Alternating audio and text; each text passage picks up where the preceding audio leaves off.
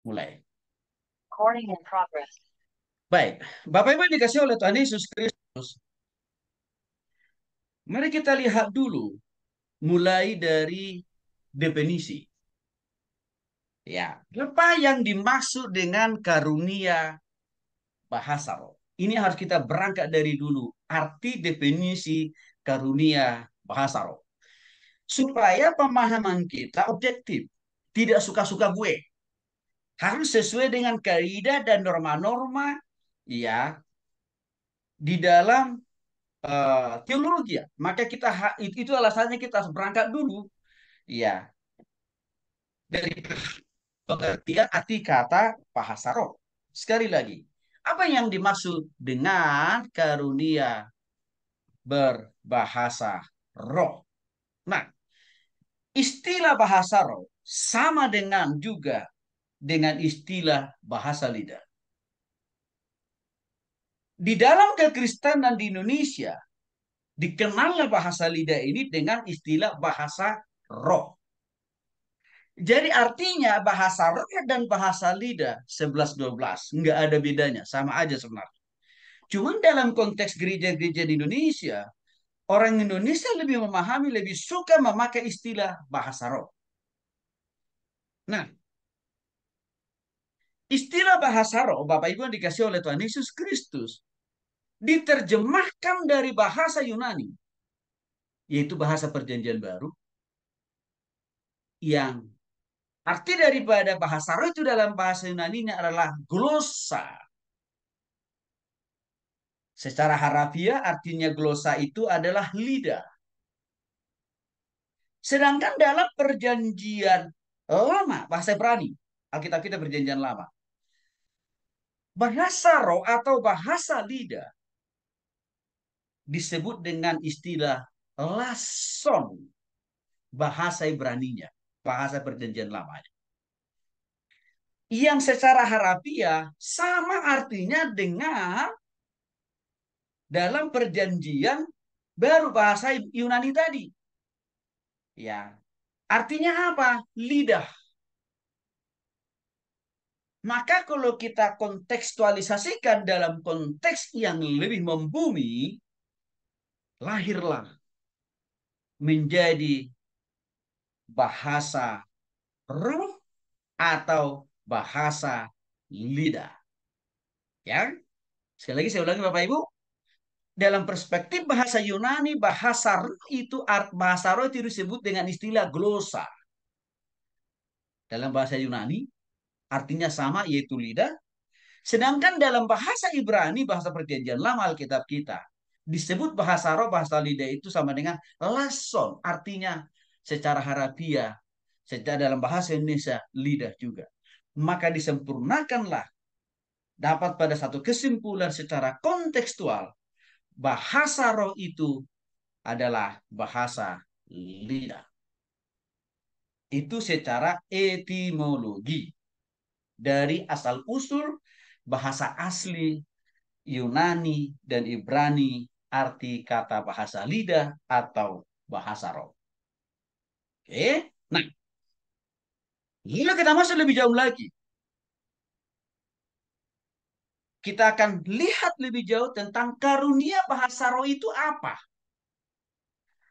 Karunia bahasa roh itu adalah kemampuan khusus, istimewa, ya, khusus itu artinya istimewa. Atau dalam pengertian lain, khusus itu artinya tidak diberikan kepada semua orang. Hanya kepada orang-orang tertentu saja. Namanya juga khusus. Ya, di mana ya yang memberikan karunia bahasa roh itu adalah Tuhan, bukan Pak Pendeta. Ya, yang memberikan kemampuan seseorang berbahasa roh itu adalah Tuhan, bukan ketua sinode, bukan teologi, bukan pastor, bukan romo, bukan paus, bukan gembala sidang, bukan juga WL dan singers, bukan Tuhan. berikanlah itu karunia berbahasa roh itu untuk berbicara dalam bahasa yang tidak dapat dipelajari. Juga tidak boleh dilatihkan. Juga tidak boleh dilafalkan. Juga tidak boleh didorong-dorong, diintimidasi, ditakut-takuti. Supaya seorang itu memakai bahasa roh itu. Nggak boleh. Karena itu, jadi sumbernya asal-usulnya dari Allah. Melalui otoritasnya diberikan secara khusus kepada orang-orang tertentu. Untuk menyampaikan isi hati Tuhan, isi pikiran Tuhan, dan rencana-rencana Tuhan kepada umat. Maka dengan demikian Bapak Ibu dikasih oleh Tuhan Yesus Kristus satu kesalahan besar. Kalau ada pastor, kalau ada pendeta melatih, mentreningkan, mendiktekan, melafalkan setiap minggu dalam ibadah raya, supaya semua jemaatnya mengikuti bahasa yang dia pakai, kesalahan besar itu.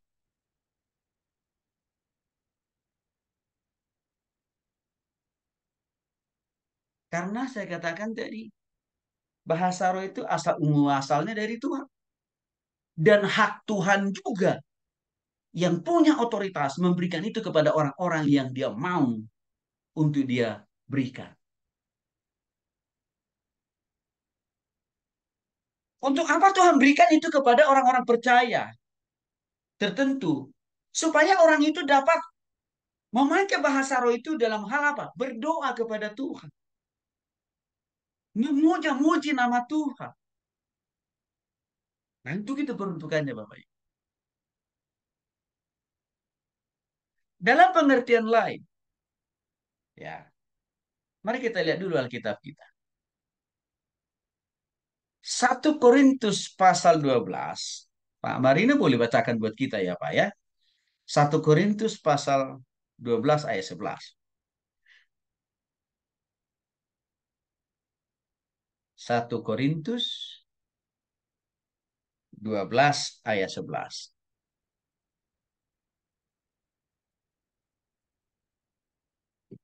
Nah, sambil Pak Marino siapkan ayatnya. Nah, Bapak Ibu yang dikasih oleh Tuhan Yesus Kristus, ya.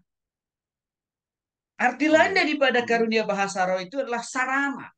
Artinya sarana, alat komunikasi untuk menyampaikan maksud Tuhan kepada jemaatnya secara spesifik, secara khusus, yang artinya secara spesifik atau secara khusus itu tidak semua jemaat diberikan Tuhan karunia untuk berbahasa roh, hanya kepada jemaat-jemaat tertentu. Nah, mari kita dengarkan dulu. 1 Korintus 12 ayat 11. Silakan Pak Marino. Ya, 1 Korintus 12 ayat yang ayat ke-11. yang ke-11. Tetapi semuanya ini dikerjakan oleh roh yang satu dan yang sama. Yang memberikan karunia kepada tiap-tiap orang secara khusus. Seperti yang dikehendaki. Ya. Baik, terima kasih Pak Marino. Jadi jelas tadi Bapak Ibu yang dikasih oleh Tuhan Yesus Kristus dari 1 Korintus 12 ayat 11. Karunia-karunia rohani itu termasuk karunia berbahasa roh. Iya, itu dikerjakan. Itu bersumber dari Roh Allah yang diberikan kepada tiap-tiap orang secara khusus. Dan tergantung Tuhan. Maunya dia kasih karunia berbahasa roh itu kepada siapa? Tergantung Tuhan. Jadi artinya Bapak Ibu, kalau Tuhan tidak menginginkan saya untuk memakai bahasa roh itu, saya berdoa sampai berbusa-busa mulut saya, minta. 24 jam. Tuhan berikan saya kemampuan berbahasa roh. Tuhan berikan saya kemampuan berbahasa roh. Bahkan saya berpuasa 40, lebih dari 40 hari, 40 malam, lebih. Melebihi dari puasa Tuhan Yesus. Kalau Tuhan tidak punya kemauan untuk memberikan itu kepada saya, seberapa sering pun saya memohon dan meminta, seberapa sering pun saya berdoa dalam puasa, Tuhan tidak akan pernah kasih. Karena karunia berbahasa roh itu bukan karena permohonan kita. Bukan karena proposal permintaan kita. Bukan. Tapi otoritas Tuhan dengan haknya yang dominan itu memberikan itu kepada orang secara khusus. Nah, dengan demikian Bapak Ibu dikasih oleh Tuhan Yesus Kristus. Karunia berbahasa roh itu nggak usah dicari-cari, nggak usah diuber-uber. Sampai harus pindah-pindah dari gereja A ke gereja B, lalu nggak ketemu. Dan nanti pindah lagi ke gereja C, nggak dapat juga karunia bahasa rohnya. Sampai ke gereja X, nggak ketemu, nggak dapat juga. Kenapa nggak dapat? Karena karunia berbahasa roh itu dari Tuhan. Bukan karena kita cari tari dengan kita pindah-pindah gereja, bukan. Karena dikatakan di sini, Tuhan memberikan karunia berbahasa roh itu salah satunya. Secara khusus, melalui pertimbangan dan otoritas Tuhan.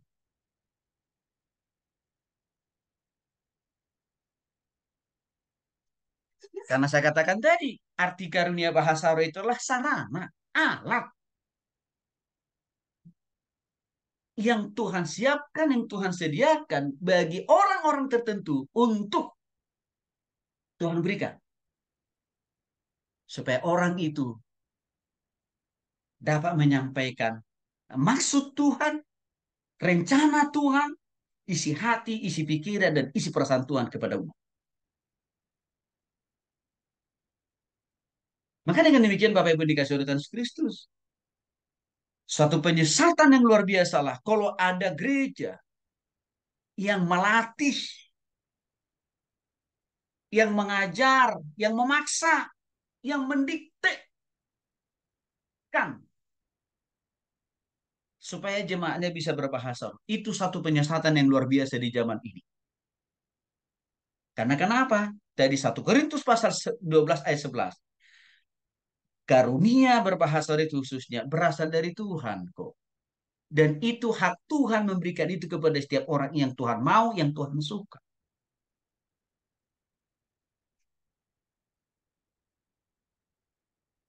Maka Bapak Ibu yang dikasih oleh Tuhan Yesus Kristus. Orang bergelar profesor, doktor dalam bidang teologi sekalipun. Tidak otomatis. Dengan gelarnya itu, dia langsung punya karunia berbahasa roh. Enggak. Enggak langsung ada jaminan. Gelarnya itu langsung membuat dia langsung punya karunia berbahasa roh. Enggak.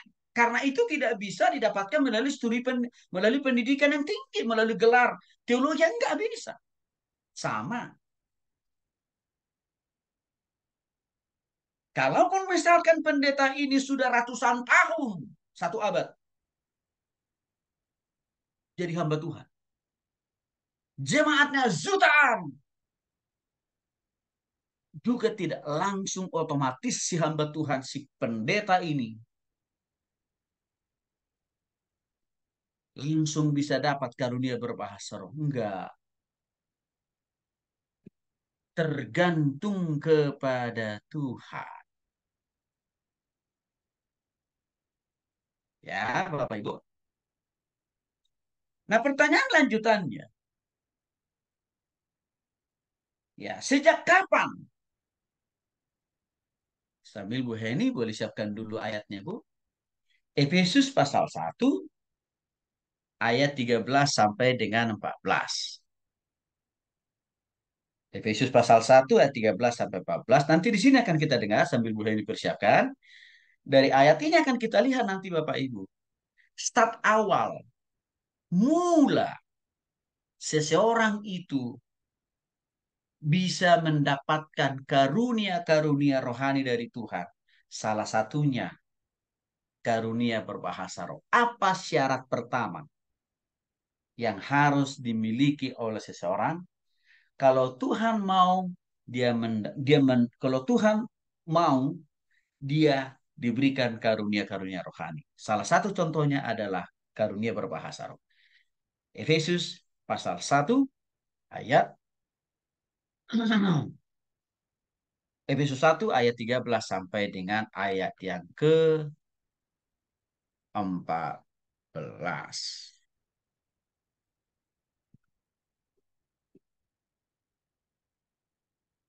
Kalau sudah dapat, boleh silahkan, Bu. Di dalam Dia, kamu juga, karena kamu telah mendengar firman kebenaran, yaitu Injil keselamatanmu. Di dalam Dia, kamu juga, ketika kamu percaya, dimeteraikan dengan Kudus yang dijanjikannya itu. Dan Roh Kudus itu adalah jaminan kita sampai kita memperoleh seluruhnya, yaitu penebusan yang menjadikan kita milik Allah untuk memuji kemuliaannya. Baik. Bapak Ibu yang dikasih oleh Tuhan Yesus Kristus, Efesus pasal 1 ayat 13 sampai dengan 14. Yang sudah dibacakan tadi, jelas sekali dikatakan di sana. Di dalam Dia, Dia itu Allah loh Bapak Ibu. Tuhan Yesus Kristus itu maksudnya.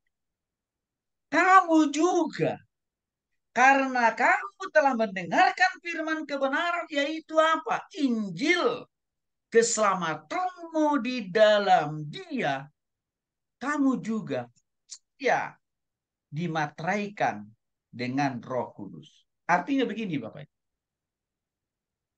Waktu kita sungguh-sungguh bertobat terima Yesus sebagai Tuhan dan Juru Selamat secara pribadi di dalam hati dan hidup kita. Itulah start awal. Itulah awal mula kita mendapatkan Roh Allah atau Roh Kudus. Sekali lagi Bapak Ibu. Waktu kita sungguh-sungguh bertobat terima Yesus secara pribadi di dalam hati dan hidup kita. Bahwa Yesus itu adalah Tuhan dan Juru Selamat satu-satunya. Bahwa melalui pengorbanan Yesus mati di kayu salib, semua dosa saya diampuni. Dan saya punya garansi masuk surga. Dikatakan di sini. Detik itu juga. Hidup kita sudah ditinggali, didiami oleh Roh Allah atau Roh Kudus. Nah, bersamaan dengan kehadiran Roh Kudus atau Roh Allah dalam hidup kita itu lah yang menjadi pintu masuk kita mendapatkan karunia-karunia rohani dari Tuhan.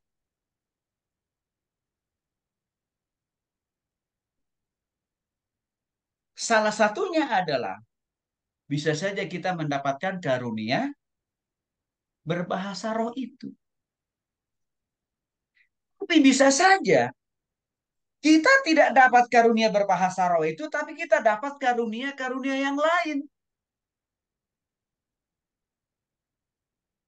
Ya. Kita bisa saja mendapatkan karunia-karunia yang lain. Nah, mari kita lihat dulu Bapak Ibu. Bu Mari boleh ya? Disiapkan ayatnya dulu ya. 1 Korintus pasal 12 Bu Maria. Ya. 1 Korintus pasal 12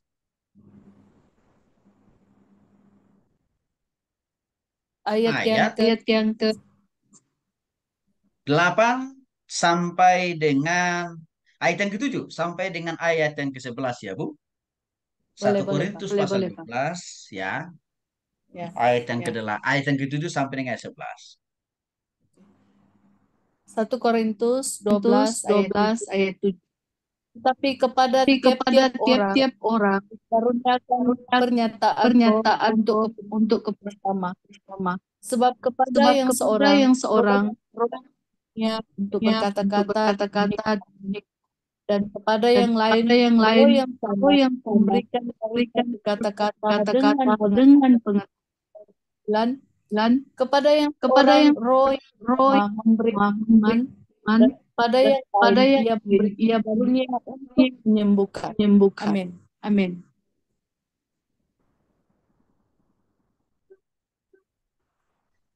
Mari kita lihat Bapak Ibu.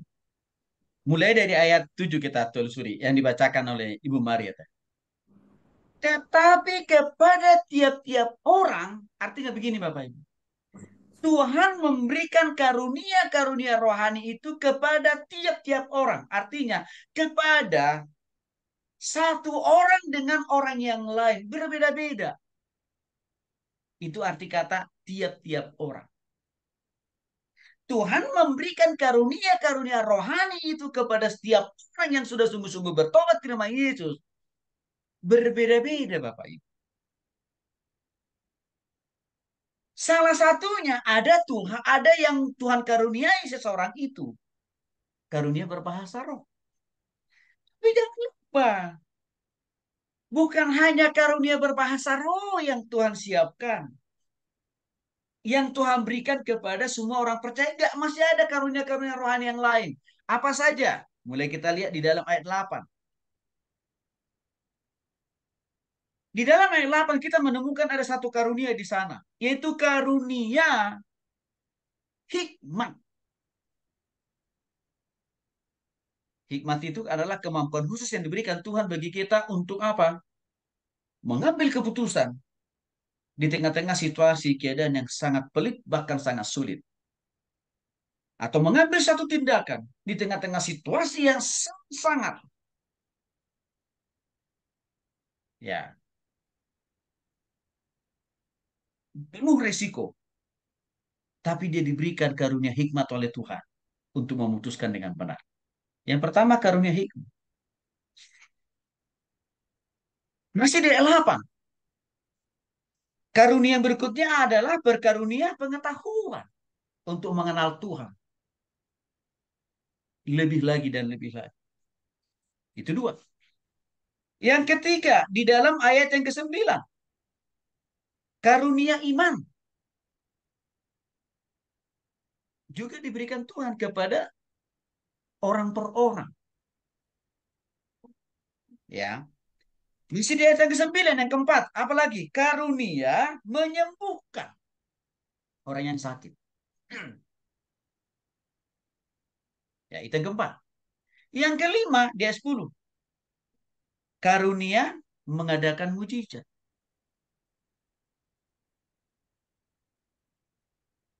Dan juga yang keenam, karunia bernubuat. Di ayat 10 nih masih.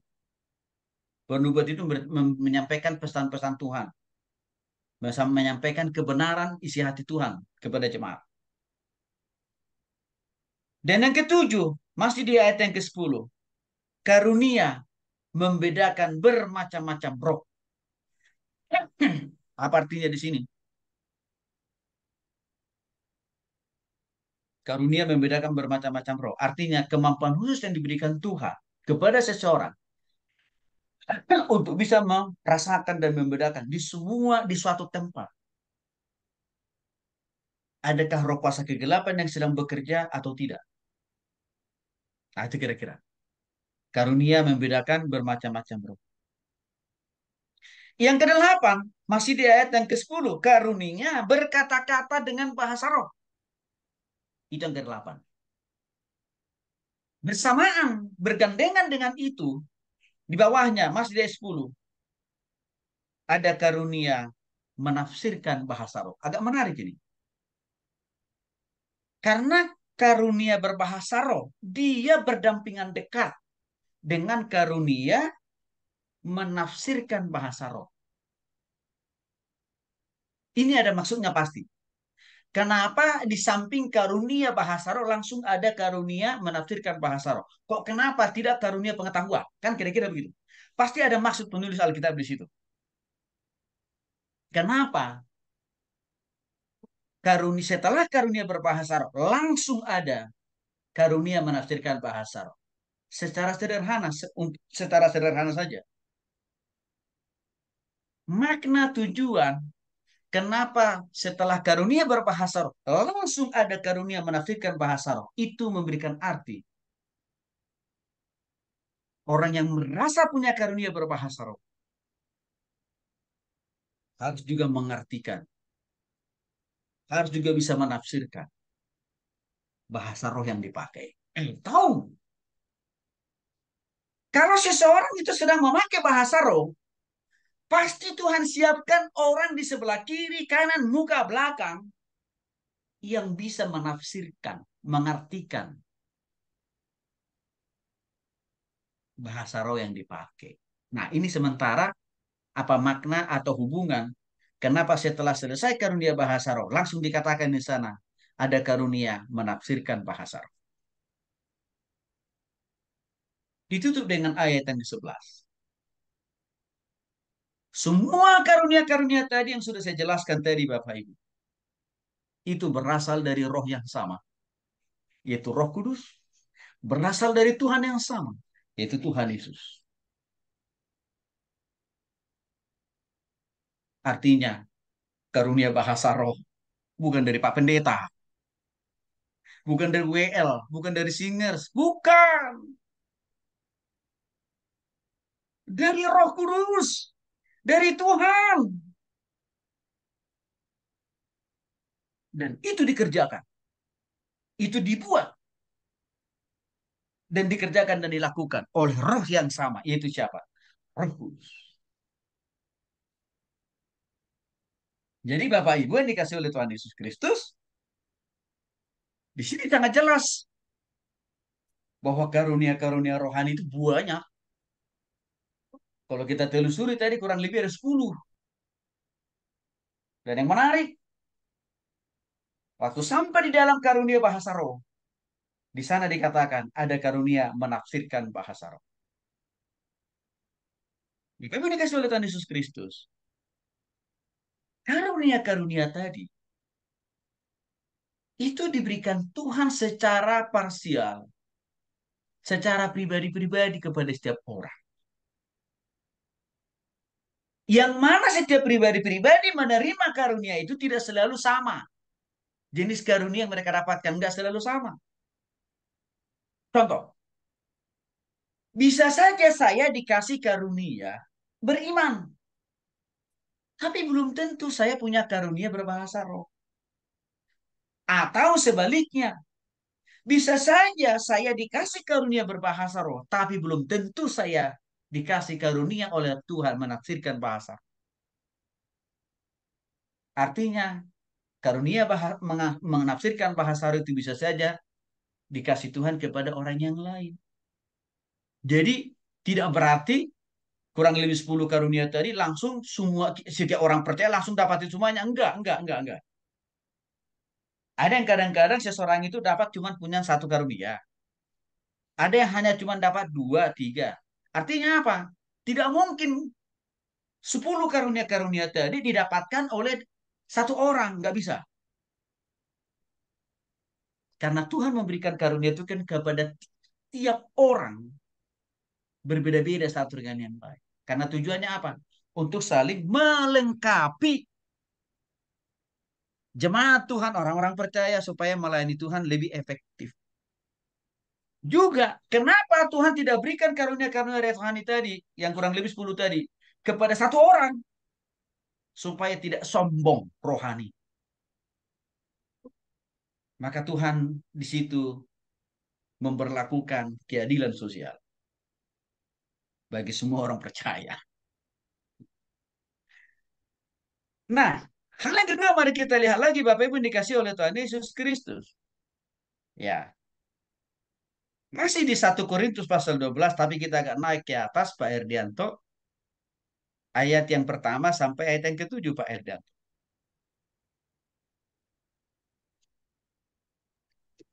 Di dalam 1 Korintus pasal 12 ayat 1 sampai 7 ini kita akan melihat. Ya, syarat kedua nih. Ya, 1 Korintus 12 ayat 1 sampai 7. Enggak boleh dibaca dulu. Judul perikopnya rupa-rupa karunia tetapi satu roh. Sekarang tentang karunia roh, aku mau saudara-saudara supaya kamu mengetahui kebenarannya. Kamu tahu bahwa pada waktu kamu masih belum mengenal Allah, kamu tanpa berpikir ditarik kepada berhala yang bisu. Karena itu aku mau meyakinkan kamu bahwa tidak ada seorang pun yang berkata-kata oleh Roh Allah dapat berkata terkutuklah Yesus, dan tidak ada seorang pun yang dapat mengaku Yesus adalah Tuhan selain oleh Roh Kudus. Ada rupa-rupa karunia tetapi satu roh, dan ada rupa-rupa pelayanan tetapi satu Tuhan, dan ada berbagai perbuatan ajaib tetapi Allah adalah satu yang mengerjakan semuanya dalam semua orang. Tetapi kepada tiap orang dikaruniakan pernyataan roh untuk kepentingan bersama. Terima kasih. Baik, terima kasih. Terima kasih, Pak. Nah, syarat yang kedua, Bapak Ibu. Sejak kapan kita bisa menerima karunia-karunia rohani itu? Kurang lebih tadi ada 10. Ya. Dikatakan Bapak Ibu, sejak kita mau terus-menerus dipimpin dan dikuasai oleh Roh Kudus. Jadi seseorang yang mendapatkan karunia-karunia rohani tadi, termasuk karunia berbahasa roh, harus orang itu hidup dalam pimpinan dan kuasa Roh Kudus, Bapak Ibu. Itulah yang dijelaskan oleh Rasul Paulus dalam 1 Korintus pasal 12 ayat 1 sampai 7 tadi. Menegaskan, ya, bagaimana prosesnya, bagaimana tahapannya karunia-karunia rohani itu bisa kita dapatkan dan juga bisa kita pakai. Nah, lebih mengerucut kita ke karunia bahasa roh. Artinya Bapak Ibu dikasih oleh Tuhan Yesus Kristus. Seseorang yang memiliki karunia berbahasa roh, haruslah seseorang itu selalu hidup dipimpin dan dipenuhi oleh Roh Kudus. Supaya setiap kata-kata yang keluar dari hati, pikiran, dan mulutnya jangan justru melawan Tuhan. Jangan justru, ya, karunia berbahasa roh itu dipakai untuk apa? Menzolimi orang, menghakimi orang, mendiskreditkan orang, dengan mengangkat dirinya lebih tinggi. Kan itu yang terjadi sekarang. Seringkali orang yang menganggap dia punya karunia berbahasa roh, dia menjadi sombong. Dan dia menyimpulkan orang yang tidak bisa berbahasa roh, orang yang belum bertobat. Bahkan lebih parah lagi, orang yang tidak bisa berbahasa roh, orang itu pasti tidak masuk surga, alias apa? Masuk neraka. Itu terjadi sekarang. Sehingga dengan kesimpulan dan pemahaman yang seperti itulah, orang jadi takut kalau tidak bisa berbahasa roh. Ujung-ujungnya apa? Orang terpaksa dan dipaksa untuk berbahasa roh. Karena tadi, daripada saya dituduh belum bertobat, daripada saya dituduh tidak masuk surga, tapi masuk neraka, daripada saya dituduh masih orang duniawi, ya sudah, saya ikutin saja. Itu yang terjadi hari-hari ini. Bahkan seringkali, ya, orang-orang yang menganggap dirinya punya karunia bahasa roh ini menghakimi gereja lain dengan mengatakan, wah, gerejamu nggak punya Roh Kudus. Karena kenapa? Karena di gereja itu tidak pernah diproklamirkan dipakai bahasa roh. Lalu dia mengatakan, gereja aku kelebihan Roh Kudus. Sombong rohani kan. Bapak Ibu dikasih oleh Tuhan Yesus Kristus, itu adalah salah satu tanda bukti orang itu tidak dipimpin oleh Roh Kudus. Karena Karunia rohani yang dia miliki itu dia pakai untuk apa? Mendiskreditkan orang, menghakimi orang, mempersalahkan orang, menghina orang. Kalau itu dari Roh Kudus, pasti nggak begitu modelnya Bapak Ibu. Karena dikatakan dalam ayat 7 tadi, Tuhan kan memberikan, ya, ayat 4, ada rupa-rupa karunia, tetapi satu roh. Artinya apa? Kalau dia mendapatkan karunia bahasa roh itu dari Tuhan, harusnya tidak menghakimi orang lain, tidak menuduh orang lain, tidak mengkafir-kafirkan orang lain, kan gitu dikatakan di sini. Karena kenapa? Karunia itu berasal dari roh yang sama, itu Roh Kudus. Ayat 5. Ada rupa-rupa pelayanan, tapi satu Tuhan. Artinya apa? Kalau seseorang itu memiliki karunia rohani yang berasal dari Tuhan, harusnya dia tidak menghakimi gereja lain. Tidak menghakimi persekutuan lain. Tidak menghakimi orang-orang lain. Hanya karena tidak bisa berbahasa roh seperti dia. Kalau terjadi penghakiman itu, berarti dapat diduga karunia bahasa roh yang dipakai oleh orang itu bukan karunia bahasa roh dari Tuhan. Karena penggunaannya terbalik. Sebab di dalam ayat 5 dikatakan, ayat 4, ayat 5 dan juga ayat yang ke-6. Semuanya karunia-karunia termasuk karunia bahasa dari Tuhan kok. Kegunaannya harus diperuntukkan untuk memuliakan nama Tuhan. Dan meninggikan nama Tuhan. Inilah yang dimaksud dengan karunia bahasa roh Bapak. Nah, seringkali Bapak Ibu dikasih oleh Tuhan Yesus Kristus. Orang mengklaim dia memiliki karunia berbahasa roh, tapi karakternya, sifatnya buruk.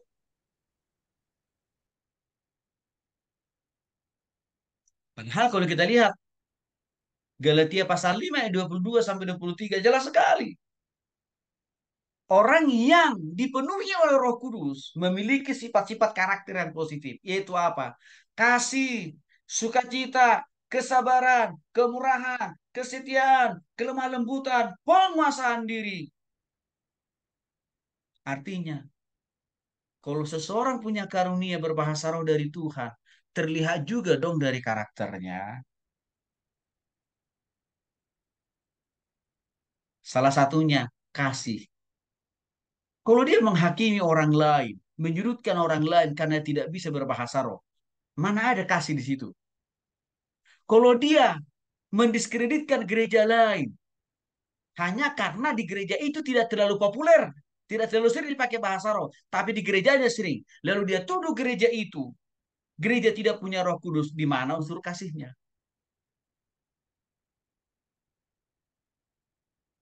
Nah, jadi orang yang punya karunia berbahasa roh terlihat juga sebenarnya, harus dibuktikan juga Bapak Ibu, dari praktek hidupnya, dari sifatnya, dari perilakunya. Kalau dalam bahasa kampung saya dikatakan pangalahonya harus benar. Nah, seringkali Bapak Ibu, orang yang merasa menganggap dirinya punya karunia berbahasa roh, hanya kelihatan rohani waktu berbahasa roh.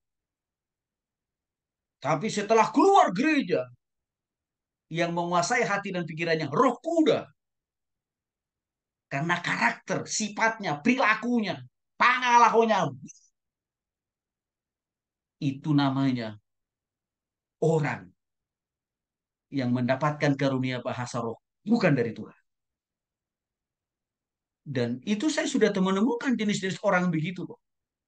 Bapak Ibu. Kalau lagi berbahasa roh, lu biasa. Tetapi waktu saya lihat praktek hidupnya, buta, kisah. Berarti ada apa dengan roh yang menguasai diri orang ini? Artinya bukan roh Tuhan. Inilah yang dimaksud dengan karunia